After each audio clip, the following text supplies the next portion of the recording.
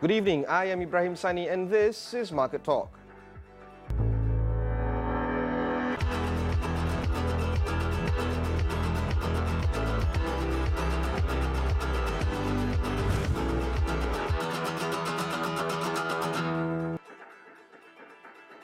Today we are looking at the issue of cyberbullying. Victims of cyberbullying have record higher levels of depression and social anxiety, lower rates of self-esteem, and they generally feel more alone. A common form of cyberbullying is in the form of an act of public humiliation via emails or any other social media. That's when you suddenly find an email addressed to you in a language both patronizing and condemnatory, with a number of VIPs, for instance, CC'd to make sure everyone knows that you're in trouble. Other examples include hostile late-night texts, exclusion from social media groups via instant messaging service, sexual salutations from colleagues.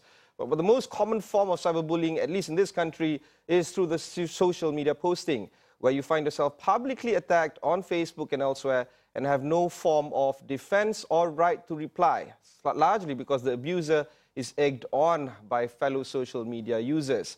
Joining me are two guests from the CMCF, Datuk Ahmad Izham Omar, Chairman of CMCF, and Encik Mustaffa Fazil Muhammad Abdan, the Executive Director of CMCF. Welcome to the show, gentlemen. Thank you. Thank you. Of course, this is a very timely matter. We know that cyberbullying is on the rise, largely because a lot more Malaysians are now connected online. Let's understand the basics of cyberbullying. What constitutes as a cyberbullying aspect, particularly from the light of CMCF? Well, bullying is bullying. You can, well, physical bullying, you can see it in the playgrounds, in the schools, in the cafeteria, in the surau.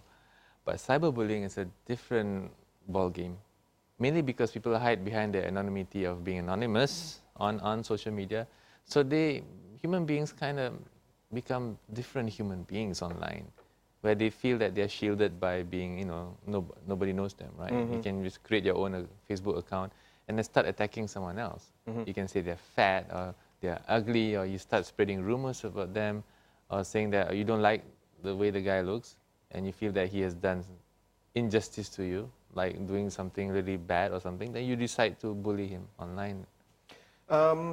What do you think can be done with the rise of cyberbullying, particularly when we know that there could be little to no recourse for victims of cyberbullying? I think by and large you have to look at, first and foremost, I think is the awareness of it all. It's either there's little awareness or there's no action on the awareness that you actually have. In terms of cases that you either see for yourself or you are a victim of. So in this regard, sometimes people would suffer in silence because it's the most comfortable thing to do. Unless it gets out in the public domain to a certain extent that you can't handle it, probably only then you'll probably lodge a complaint or make a report or whatever it may be. But all in, I think there needs to be more awareness, more understanding of the issues, because this particular viciousness, so to speak, transcends age. It's not just about talking about kids being bullied, but even for those at the later age, or regardless of whether you're in school or you're a working person, or even retirees for that matter. We'll talk about the recourse of cyberbullying in a bit, but for now, I'm trying to understand, why does cyberbullying take place? I can understand, real-life bullying, but why do you think that cyberbullying takes place, particularly when, it's just not nice? I mean, it can take a serious psychological toll on the victims. Well, I think maybe human beings, by nature, some of us are not nice. It's just that we, as we grow old, we learn to behave properly in public. Mm-hmm. But maybe the inner nature inside of us that, we don't like that guy, and we feel, the Malays call it dengki. Mm-hmm. That one comes out a lot, Mm-hmm. And it's a matter of strong will of how well were you brought up, that you can control that. But of course, now that you can hide behind a computer screen, you suddenly realize that my animal can come out. I can do what I want and then just run away and nobody knows about it. Do we have some data or some statistics on the number of cases being reported by cyberbullying? Perhaps that could give us a little bit of background into whether the numbers are escalating or de-escalating. I think there's been various research done by our local academics, as well as maybe from certain government institutes for that matter. But certainly for CMCF, how we look at it is mostly from public complaints that we receive, And mostly that we find is actually on social media relating to the internet per se. So here we see a lot of these cases actually is centered around those of the younger age, those who are actually in the social media arena, really heavy into it. And of course, they will have their enemies there as well, those who support them. And at the same time, like what Datuk Izham was saying, is that the anonymity capabilities of the internet allows for this kind of acts to happen. So one of the ways that we have seen for them to actually cry out in terms of help is to actually submit their cases to us. So that has been the only thing that we have seen at our end. But of course, there's been many other researchers who have done research. That's Dr. Vimala from University Malaya, and she actually studied 400 respondents about cyberbullying, and she found out that 70% of these 400 actually witnessed a cyberbullying thing happening and don't do anything about it. 70% don't do anything about it. 44% have admitted to being bullied, and 35% have admitted to bullying somebody. That's pretty high. 35% of 400 people. That's basically 1 in 3 people online, raise up their hand saying that they have bullied somebody. And that's when they actually admit it. Yeah, the so ones those that do not admit would probably be higher. Where does CMCF sit in all this? I know that you guys are somewhat related to the Ministry of Communications, but as per the organization itself, how does CMCF add value in trying to stem this problem? Well, we are set up as an industry body to MCMC. MCMC, as you know, is a regulatory body. So we are made up of people who are stakeholders to content, whether you're an advertiser, broadcaster, content maker, telco, even civic groups, educator. As long as you are kind of have a say, want to have a say in content, or you are affected by content, you're in this industry body, of which there is also a complaints bureau, of which we take complaints in, and then we can meet out summons of up to 50,000 ringgit for any thing that breaks the content code. Now, the content code is something that came out from the CMCF, where it's a code that kind of tells you what to do and what not to do when you make, create, or disseminate, or look at content. So it's a very general rules for content making. But the thing that we promote, the reason why there is a content code is because we promote self-regulation. In the world of digital, there's too many things, too many channels being set up, too many social media stuff being set up. You can't send everything to someone to monitor and say this is right or this is wrong. You yourself have to monitor yourself, whether you're a kid or an adult or a broadcaster. So monitor your own content. But if you run afoul of the content code, then there'll be consequences. Okay, that's the thing. With self-regulation, broadcast organizations would probably self-regulate better than individuals online, because the individuals online do not have access to that code of conduct. I mean, the handbook of CMCF is literally on my desk right now, but I cannot imagine anyone out there, any regular Malaysians would have that. So, but in the view of cyberbullying, first thing you got to do is block. Yeah. You yourself. That's self-regulation. You block the guy from your WhatsApp, block the caller, report then to Facebook, WhatsApp, Instagram. And if it's really bad, like if it's like a police case, report to the police, report to us, and we'll help you as well. We'll take a short break, but when we come back, we'll discuss more about cyberbullying. Don't go anywhere.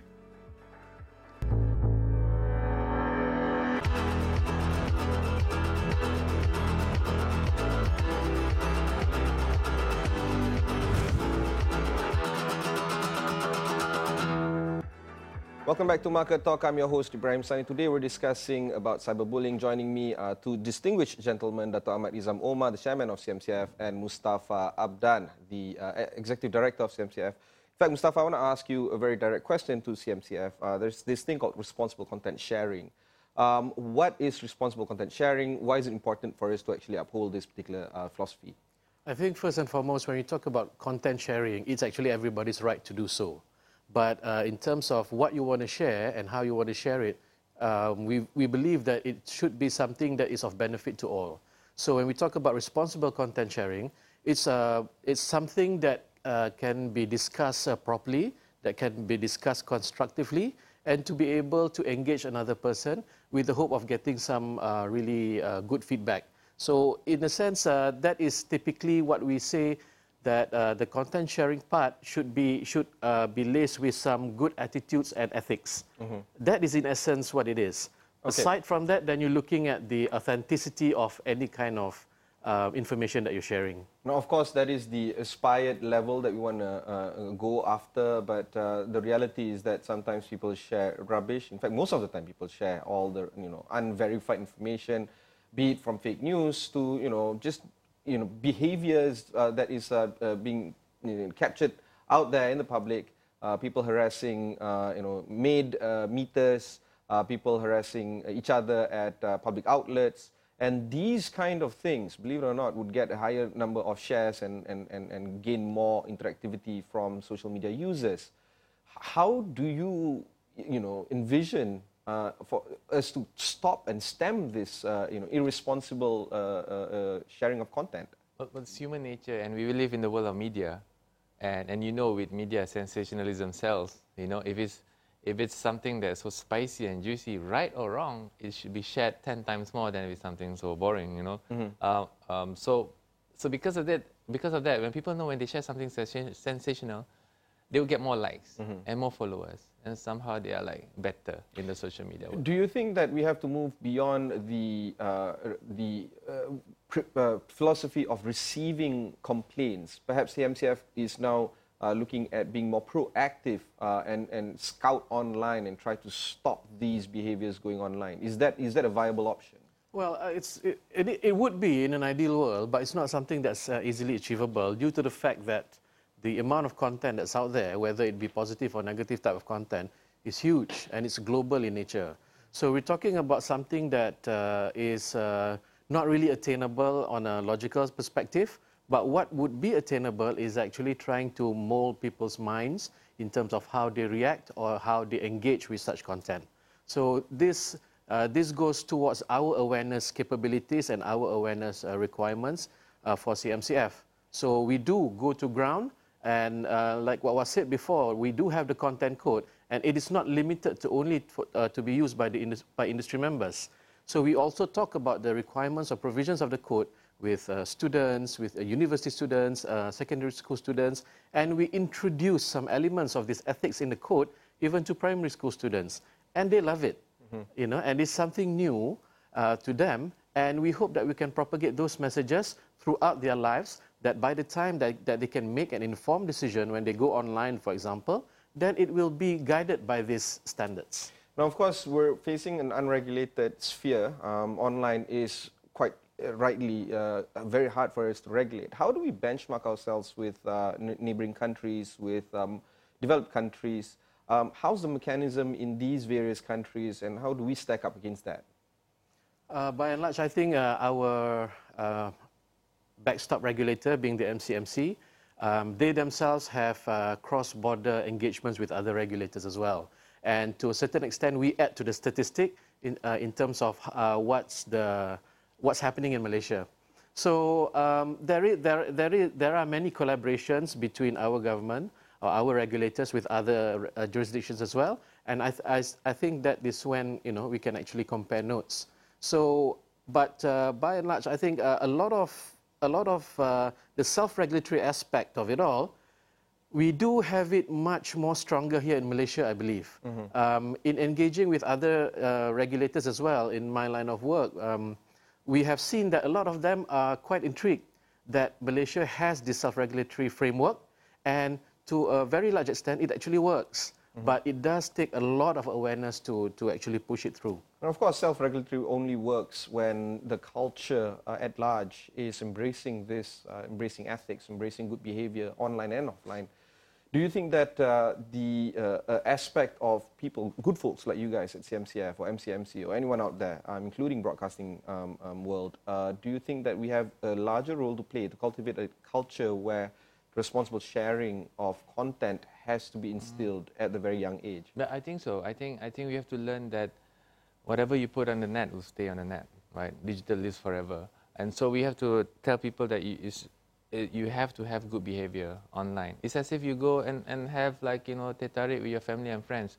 Would you be bullying people there? Would you be swearing in front of your grandma? You wouldn't. So why would you do it online? You know, what's the fun in that? Just to get more likes and followers? That's not right.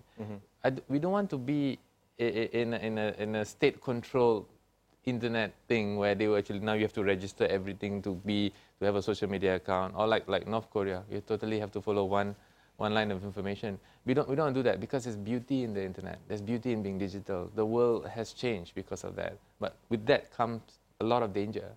So sometimes we were thinking that maybe we should introduce some life skills for people to go digital and tell, and get into schools. These are the life skills that you need to have, and teach parents how to teach their kids. Yeah, of course. I mean, literally, we learn, science and maths and a bunch of other stuff in school. We don't learn ethics until perhaps you do a master's or something in ethics. Yeah. The question now is, do you think that what you are doing is working, literally, in terms of changing and cultivating that culture right now? I think there's a lot of ways to go. A lot of ways to go. That's why we're launching this a little campaign called This Balik Wajah, where you kind of know that there's a different side of you online if you don't check yourself. And we got Ultimate to the theme song, and we're pushing on all media, basically spreading awareness. But Mus and his team has been doing this for years. They've gone around to schools, to universities. And such. Yeah, the signs are encouraging in terms of the callbacks that we get and the invitations that we get to actually come back to the same schools or even to new schools which have heard that we have these awareness programs and our engagement with the kids. How would the public engage in this Balik Wajah campaign and other likewise campaigns? I think for this particular campaign at the moment, we have a dedicated portal which is www.thisbalikwajah.com.my. So there would be a first start for anybody who may not know CMCF can actually start to engage. So the portal does have some messages. It has an application that you can engage with, and there's some fun things there to do as well. And ultimately, there are links to our own corporate website, which has all the details. So there you can download the content, for a content code for free, for example. You can look at our activities. Our contact details are there. And we have a lot of material that can be downloaded for anybody's use. Okay. Well, the fun thing is you can take a picture of yourself and put it on the website. And depending on how you answer or what you do online, your picture changes to be a horrible monster. Oh, God. Okay, we'll take a short break, but when we come back, we'll discuss more about cyberbullying. Don't go anywhere.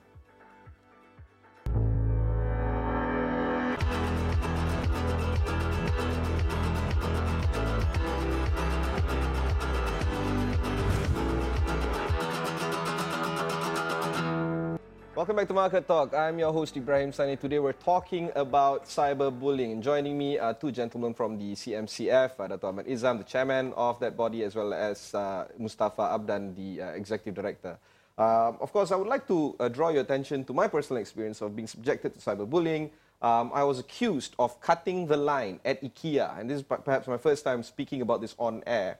And the person that threw this accusation put the pictures of my children, that talked about my previous employer, and basically started throwing in racial slurs. All in all, the accusation was rather simple, but the kickback, the backlash was massive. In fact, when you throw it to the mob, right, people became more aggressive. They became very vicious. And there's no way for me to provide my right of reply because, people just add on to the comments.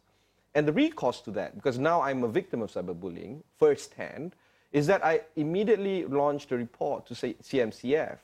And CMCF, in all its wisdom, said that this couldn't be handled at their part. They said that this has now transgressed into slander and defamation, and perhaps I should go to the police. Why would CMCF push the buck, considering that this is indeed a core subject that you guys would be looking into? Well, that's not necessarily pushing the buck back to you, but it's actually more about the jurisdiction that we have. So the main thing about CMCF is that we actually handle the content per se, However, your rights as an individual and as a citizen of Malaysia may have been transgressed by all these other actions. Henceforth, you have the right to take any kind of legal recourse that you wish. So you may engage your lawyers and all that, So to a very large extent, we understand, we see, and we try to advise as best as possible in terms of the rights of the person. Let's pull back to the case study that we have right now on the table. So I did go to my lawyer. I did file a police report. The issue went to the courts. It was filed under defamation. Those are the rights and that has been made accordance to me, and I did go through that path. The question is, the content is still there. Can CMCF apply your power and block that content? Okay, so basically in that sense, since we are propagating self-regulation, first and foremost is for the person itself that we will advise to actually report such abuse to the moderators of a website or a media social website, whatever it may be. So that in essence is trying to push through the message of self-regulation. If you were to, at any given case, to wait for any kind of response from regulatory authorities, it may not be so what do you call this, so soon, due to the fact that there are other issues that, there are other cases or whatever it may be. But nevertheless, this is where CMCF comes in with the added value to tell you that start by reporting it straight to the moderators or administrators. You have the right. You are being victimized in this sense. Therefore, take whatever necessary steps that you can do first. The MCMC has the power to block websites. The most recent being Steam website, the gaming website, where apparently there was one game that was that was deemed as not, or transgressing some values of the country. And in that sense, the government does have the power to block websites. Can we see something like that being applied, or a version of it being applied to social media? I mean, self-regulation is one thing. I think if it hinges on national security, maybe if you cutting in line in IKEA was a national security issue. Allegedly, by the way. Allegedly, sorry. Allegedly was a national security issue, then I think the powers that be would, move a little bit faster for that purpose. Okay. But I'm guessing they think it's more of a civil issue. It is a civil issue. So therefore, if then they'll be inundated by everybody saying that guy cut in line, this guy did this guy stole my food, and I think the whole thing will be, then you'll be blocking everything.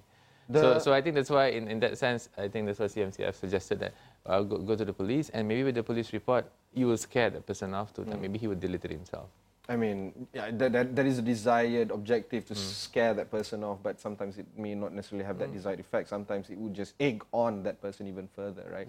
So the question now is, for the viewers watching right now this show, if they are subjected to severe cyberbullying, what would be the best way forward? Is it climbing up? Is it shutting down your social media sites? What's the course of action? The danger is there will be some victims who would go into depression, and there are cases of suicide. We don't want that. So we're trying to avoid that as much as we can. And of course, that might lead to things like, people taking preemptive action of everybody have to register yourself to create a social media account. Then that might be not too good. However, for me, the easiest thing to remember is block and report. Block and report. Whether you report, first of all, report to the platform owners, the companies, Facebook, WhatsApp, and all that.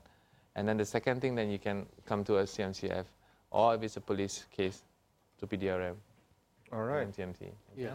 So I think other than that is to not keep silent about it. The more awareness that you give it, it is not entirely adding fuel to the fire, but it is more about keeping other people in the know that these things do happen and people have rights. 70%, according to that study that you quoted just now, do keep silent. That's like 2 in 3. So I guess it's very important for us to air our grievances to the respective authorities. Then, gentlemen, thank you for having us. I've been speaking to Datuk Ahmad Izham Omar, Chairman of CMCF, and Mustaffa Fazil Abdan, the Executive Director of that body as well. That wraps up this edition of Market Talk. Be sure to follow us on Facebook, Twitter, and Instagram at 501 Awani. Don't forget to download our app on the Google Play and the Apple App Store. And remember, if you are a subject of cyberbullying, report. Don't keep silent. Use the hashtag Awani Markets to actually tell your story to us. I'm happy to listen to your stories. I'm Ibrahim Sani. Thanks for watching, and goodbye. All right.